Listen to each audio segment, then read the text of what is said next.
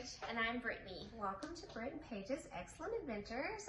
We're a mother and a daughter, and we are doing traveling. Eventually, we either hope to make slow travel our lifestyle or possibly find a new place to live outside of the U.S.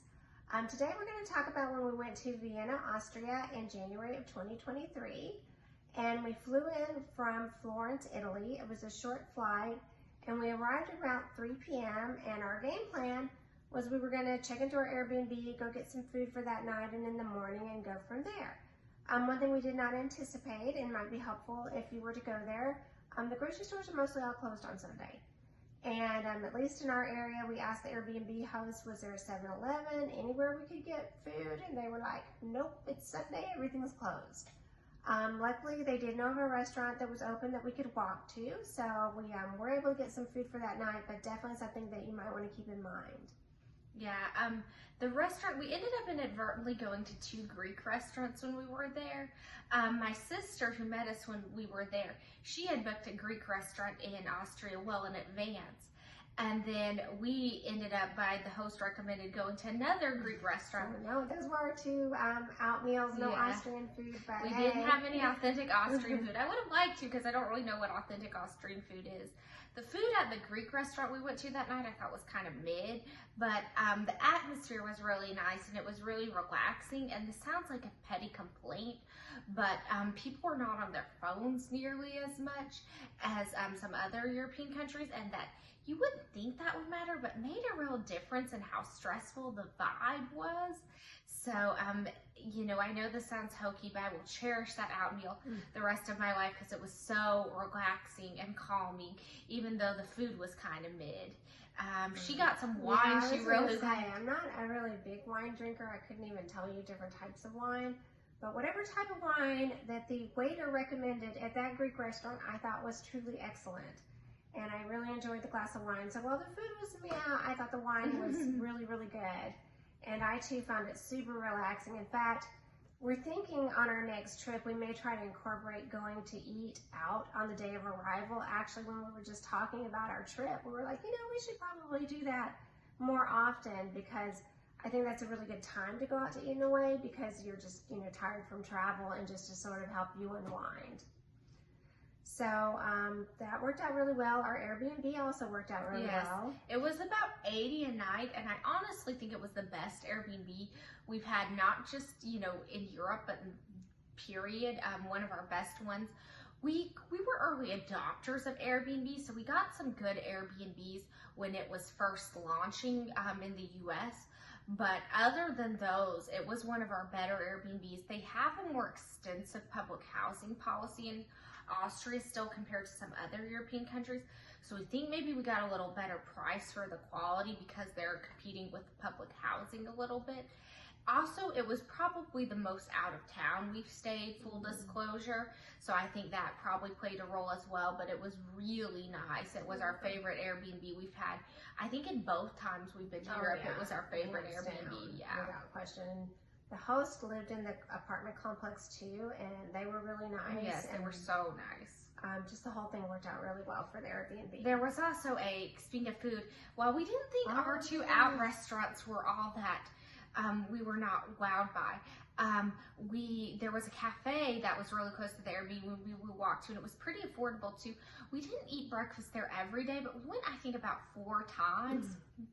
And I had a coffee, and then I had a soft-boiled egg in one of those little, like, upright containers. It was an egg holder. And the spoon, like you see on the TV, and I really liked British television. I think these are popular in Britain. And we really liked that. Yes. So yeah, the cafe was super nice. And again, one thing we do love about Europe is you can just walk to, even in Vienna, which I will say I would say was one of the less walkable cities we've been to, but at least in even your neighborhood, you know, there's cafes, there's places you can walk. I mean, the U.S., we feel like you can't really walk. You can't even walk to the 7-Eleven. Walk anywhere at all. So it's always really, really nice to be able to walk places. And the cafe we really did enjoy quite a bit. Other things we enjoyed were sightseeing. Yes. We went to the Schönbrunn, I'm probably not pronouncing that right, Palace. And that's a really famous palace that they have in Austria. It was the Habsburg monarchy's summer home. and it was built in the 17th century. And if the internet is to be believed, Marie Antoinette and Napoleon both stayed there at points. And it was really, really interesting. They have lots of furnishings that were in the palace that you can see, lots of artworks, and just the lots palace of pictures itself. of dogs. Yes, there's lots of pictures If you of like dogs. pets, people have been nutty about their Yeah, pets for a it's long kinda time. wild. When we go to We some talk of these about palaces cat and videos castles, these days. you would be surprised the amount of pet pictures Yeah. are in these cats. Honestly, I feel like as much as people talk about all the pet pictures and stuff and cat videos on the internet, this is really not new. I've been doing this forever. There'll be a description of their cute black commissioned a portrait of his pet. But it's definitely worth seeing. 100% would recommend it. I'm still very much pro Europe. January is the time to go if you at all can. Though Vienna was appreciably colder than Florence, but it still wasn't too bad. They do have the Schönberg Gardens, which are really kind of famous as well, but they were closed in January, so we were not able to see those. So just a little bit of a trade-off, but there was no crowds. We were able to walk right in, and so there was that. We also went to the ballet and the opera.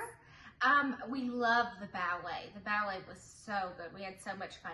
We were very cramped at the ballet. Okay, well, let's set the stage, so to speak, pun intended. We were at the Vienna State Opera, which is this very historic opera house. That was really pretty. Yeah, it's almost like a tourist attraction in they itself. have tours of it. It is okay, well, we didn't have a tour, but we did see it because we went twice. So you have a trade-off, but yeah, the seats were not comfortable. They were cramped. Now maybe if we'd had better seats. Yeah, we had good seats in terms of visibility. We were in the balcony seat, so we were kind of like here, and then here was the stage. So we had a really good view of the ballet. But maybe if we'd been in better seats, we wouldn't have been cramped. But she's 5'4", and I'm 5 feet tall, so we're fairly petite women. So when we're like, oh, we're cramped, it's kind of cramped. So, but we really still had a great time, and the trade-off was worth the historic building for sure. The opera we didn't like quite as much. Not that we're not fans of opera. In fact, I really enjoy opera.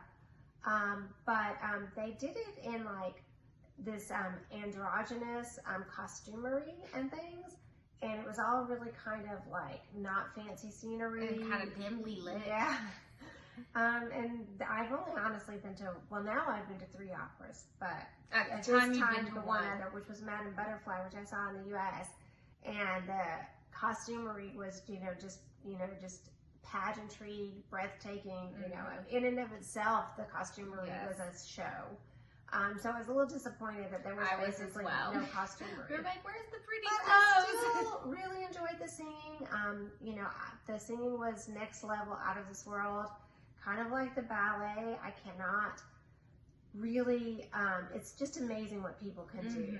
And I really appreciated listening to their singing, and I still did have a good time. No, I did too. One thing is, I can't remember if it was the ballet or the opera, but remember we were wanting to get some food afterwards? Yes, and like when we arrived, all the restaurants were closed.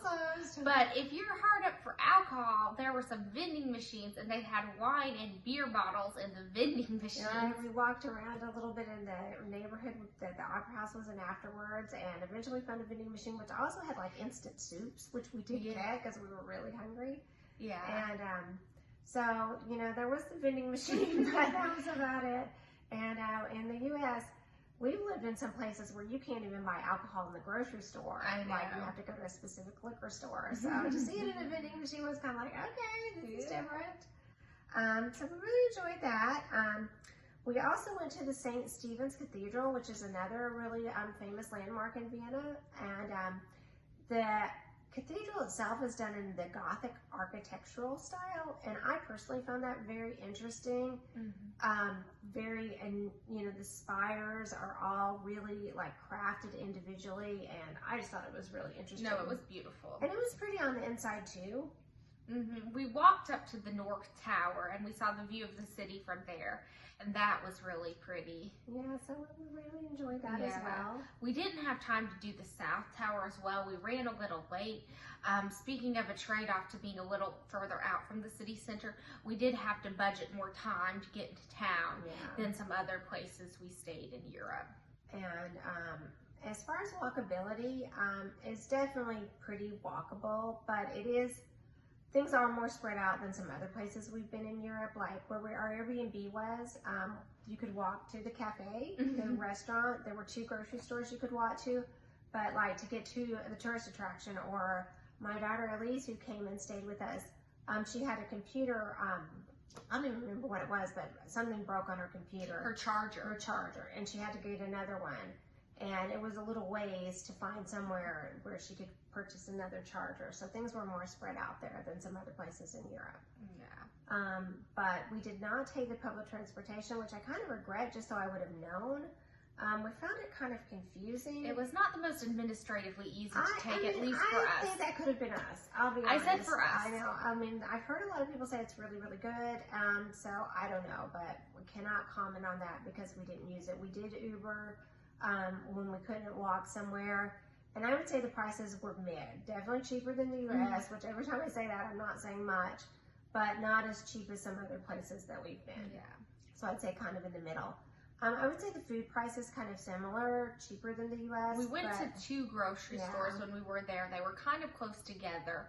One of them, this is something to know if you go to Europe, it had where you had to put a quarter in to get the cards. It wasn't a quarter, that was the problem.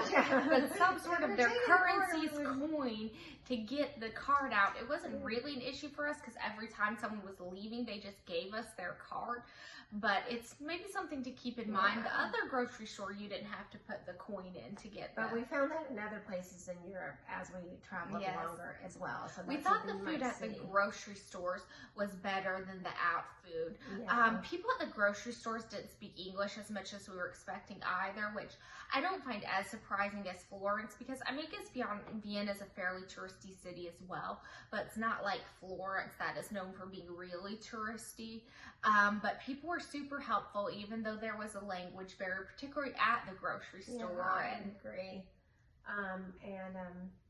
So we had a good time, definitely. In conclusion, it's not high on our list of places to go back. I mean, to be honest, I think my main complaint is it reminded me too much of the U.S. Yes, it was too real, too much like the U.S. Okay, it's too spread out, too much traffic. I don't know if some of that could have been where we stayed, the things we chose to do. I definitely would recommend it for a vacation, and I didn't think it was a bad place to go, just not something that really wowed me either. So that is our experience going to Vienna, Austria. Our next leg of the travel was to Tirana, Albania, which will be our next video. And we'd like to thank you so much for watching. Thank you so much. Have a good day. Bye. Like and subscribe and comment. Thank you.